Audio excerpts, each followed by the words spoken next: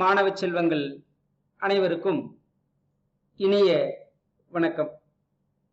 அன்பிற்குரிய மாணவ செல்வங்களே, நாம் இன்றைக்கு பார்க்க இருக்கக்கூடிய பாடம் பராபரக்கன்னி. குணங்குடி மஸ்தான் சாஹிபு அவர்கள் இயற்றிய பராபரக்கன்னியிலிருந்து 9வது கன்னி சொல்லக்கூடிய செய்திகளை இந்த வகுப்பில் சிந்திக்க இருக்கின்றோம். நாம் இதுவரைக்கும் 8 கன்னிகளை பார்த்திருக்கின்றோம். கன்னி என்று சொன்னால் 2 அடிகளால் ஆன பாடல் என்று பொருள். பரம் என்றால் மேலானது, பராபரம் என்றால் மேலானதற்கெல்லாம் மேலானது. ஆக இந்த பிரபஞ்சத்திலே, நம்முடைய பூமியிலே அனைத்து தோற்றத்திற்கும் ஆதியாக இருக்கக்கூடிய அந்த மூலப்பொருள் தான் பரம்பொருள் என்று சொல்லப்படுகிறது. எங்கும் நீக்கமர நிறைந்திருக்கக்கூடிய இறைந்திருக்கக்கூடிய அந்த இறைப்பொருள் தான் இங்கு பராபரம் என்று குணங்குடியார் அவர்களால் விழித்து சொல்லப்படுகிறது. இந்த 9வது கன்னியில் அவர் என்ன சொல்ல வருகிறார் பாருங்கள். நாதாந்த மூல நடு வீட்டுக்குள் இருக்கும் மா தவத்தோர்க்கான மருவே பராபரமே. இறை அருள் தனக்கு முழுமையாக வேண்டும் என்று அந்த இறைவனுக்கு ஒரு பெத்தனாக மாறிவிட்ட குணங்குடியார் அவர்கள் அந்த இறை நிலையினுடைய இயல்புகளை எல்லாம் தன்னுடைய பாடலிலே பலவாறு எடுத்துரைத்திருக்கின்றார். அவர் எடுத்துரைத்திருக்கிற அந்த நிலைகள் எல்லாம் அவர் முந்தையோர்கள் இறைநிலை பற்றி சொன்ன செய்திகளை எல்லாம் குணங்குடியார் அவர்கள் உள்வாங்கி இருக்கிறார் என்பதைத்தான் அவருடைய பாடல்கள் எல்லாம் வெளிப்படுத்துகின்றன. இங்கு சொல்லுகிறார், நாதாந்த மூல நடு வீட்டுக்குள் இருக்கும் மா தவத்தோர்க்கான மருவே. இந்த இறைவன் எங்கு இருக்கிறாராம்? மனித உடலிலே நாதாந்த மூல நடு வீட்டுக்குள் இருக்கிறார். யாரெல்லாம் அவரை பார்க்க முடியும்? தவத்தை மேற்கொள்ளுகிற நபர்களால் இதை பார்க்க முடியும். நாதாந்த மூல நடு வீடு. நாம் ஒரு வீடு கட்டினால் பூஜை அறை, சமையலறை, படிக்கிற அறை என்றெல்லாம் பல அறைகளை கட்டுகிறோம்.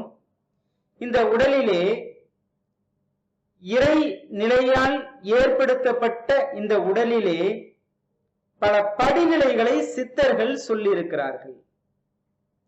அதில் இறைநிலை எங்கு குடியிருக்கிறது, அதனுடைய மையம் எங்கு இருக்கிறது என்றும் சொல்லியிருக்கிறார்கள். நம்முடைய உடலில் 7 சக்கரங்கள் என்று அந்த இடத்தை குறிப்பிட்டு சொல்லியிருக்கிறார்கள். அந்த 7 சக்கரங்கள் என்று சொல்லப்படுவன: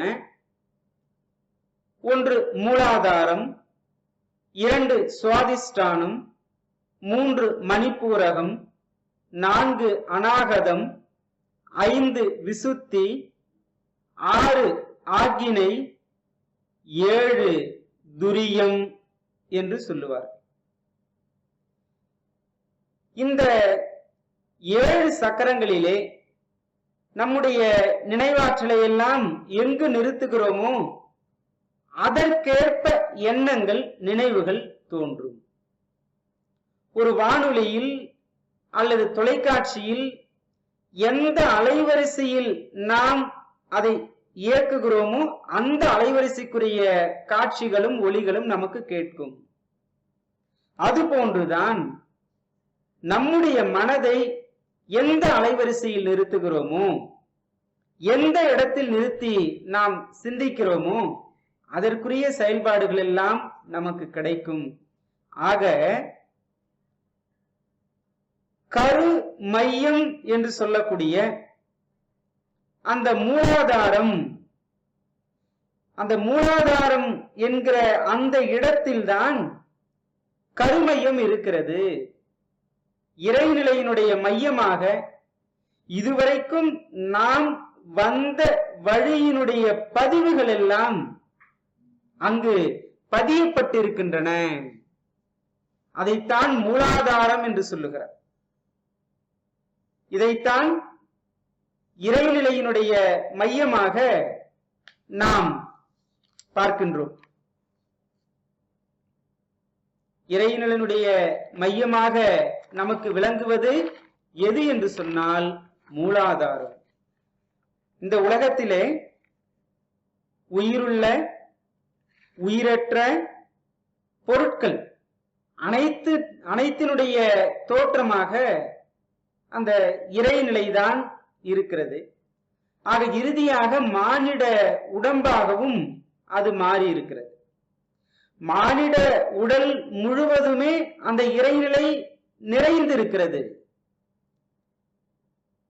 அந்த இறைநிலைதான் ஆகாசம், அது உயிராக செயல்படுகிறது.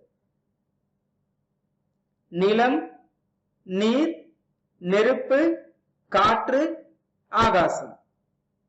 இந்த நிலம்தான் எலும்பும் தசையுமாக இருக்கிறது உடலில். நீர்தான் இரத்தமும் சிறுநீரமாக இருக்கிறது. காற்று சுவாசமாக இருக்கிறது. வெப்பம் உடல் வெப்பநிலையாக இருக்கிறது. அந்த ஆகாசம் என்று சொல்லப்படுகிற அந்த ஒன்றுதான் உயிராக செயல்படுகிறது. உயிராற்றல் அல்லது உயிர் உடலில் எங்கு இருக்கிறது? ஒரு இடத்தில் நடந்து செல்லுகிறோம், திடீரென்று ஒரு கல்லில் கால் இடித்து விடுகிறது. வலியால் துடிக்கிறோம். மிகப்பெரிய வலி ஏற்படுகிற போது ஐயோ என் உயிரே போவது போல இருக்கிறது என்று சொல்லுகிறோம். உயிரே போவது போல் இருக்கிறது. ஒரு குழந்தையை திடீரென்று கோபத்தில் கையில் திருகி விடுகிறோம், கிள்ளி விடுகிறோம். உடனே குழந்தை அழுகிறது, அப்பா உயிரே போற மாதிரி இருக்கு. இவ்வாறாக உடலின் எந்த பகுதியில் மிகப்பெரிய ஒரு வலி ஏற்பட்டாலும் உயிர் போவது போல இருக்கிறதே என்று நாம் சொல்லுவோம். ஆக உயிர் எங்குதான் இருக்கிறது? உடலில். உடல் முழுமைக்கும் உயிராற்றல் நிறைந்திருக்கிறது. என்றாலும் அந்த உயிரினுடைய மையம் என்று பார்க்கிற போது அதுதான் கருமையம் என்று சொல்லப்படுகிறது. நாதாந்த மூல நடு வீடு என்று சொல்லப்படுகிறது. அதை உணர்வதற்குத்தான் நாம் தவத்தை மேற்கொள்ள வேண்டும். வாழ்க்கையிலே ஒவ்வொரு மனிதரையும் கடை தேற்றக்கூடிய, வீடு பெற்றை அளிக்கக்கூடிய இரண்டு உண்டு. எல்லோரும் இன்பம் துன்பம் என்கிற இரண்டு நிலைகளில் மாறி மாறி தவித்துக் கொண்டிருக்கின்றோமே. திருமூலர் சொல்லுவார் அழகாக, திளைக்கும் வினைக்கடல் தீர்வுறு தோணி இளைப்பினை நீக்கும் இருவழி உண்டு, கிளைக்கும் தனக்கும் அக்கேடில் புகழோன் விளைக்கும் தவம் அறம் துணையாகும். தவம் அறமே துணையாகும். அறம் என்பது தற்கால நம்முடைய பாவங்களை போக்கும். தவம் என்பதுதான் நம்முடைய முற்கால நாம் வந்த வழியினர்கள் எல்லாம் செய்த செயல்கள் நம்முடைய கருமையத்தில் பதிந்திருக்கும் அல்லவா? அதையெல்லாம் தோண்டி தோண்டி தோண்டி தூய்மைப்படுத்துவது தவம் என்கிற ஒன்றுதான். தவம் என்கிற ஒன்றுதான். அந்த தவத்தின் வழியேதான் நாம் ஆதி நிலையிலிருந்து நம்முடைய நிலையை படிப்படியாக செழுமைப்படுத்திக் கொள்ளலாம். அதற்கு தவம் உதவுகிறது. இப்படியாக தவத்தை மேற்கொள்ளுகிற நபர்களால் பார்க்க முடிகிற அந்த இறைநிலையினுடைய இயல்பை குணங்குடி மஸ்தான் சாஹிப் அவர்கள் இந்த பாடலிலே நமக்கு மிக அற்புதமாக சொல்லியிருக்கிறார். நாதாந்த மூல நடு வீட்டுக்குள் இருக்கும் மா தவத்தோர் காண மறுவே பராபரமே. மறு சிறியது.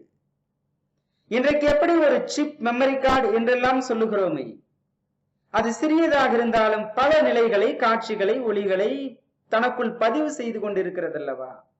அது போன்றுதான் நம்முடைய கருமையம், இதுவரைக்கும் நாம் வந்த வழியினுடைய செயல்பாடுகளை எல்லாம் நமக்குள்ளே பதிவு செய்து கொண்டிருக்கிறது. அதையெல்லாம் நாம் காண வேண்டும் என்று சொன்னால், அன்பிற்குரிய மாணவ செல்வங்களே, நாம் தவம் செய்ய வேண்டும், அறம் செய்ய வேண்டும். தவம் அறம் என்கிற அந்த இரண்டு தான் நம்முடைய மனதை, உயிரை தூய்மையாக்கும், மகிழ்ச்சியாக வைத்துக் கொள்ளும், நம்மை மேலும் மேலும் ஆக்கப்பூர்வமான நல்ல செயல்பாடுகளை செய்ய வழிகாட்டும் என்கிற சிந்தனையை இந்த கவிதையின் மூலமாக, கண்ணியின் மூலமாக நாம் தெரிந்து கொள்ளலாம்.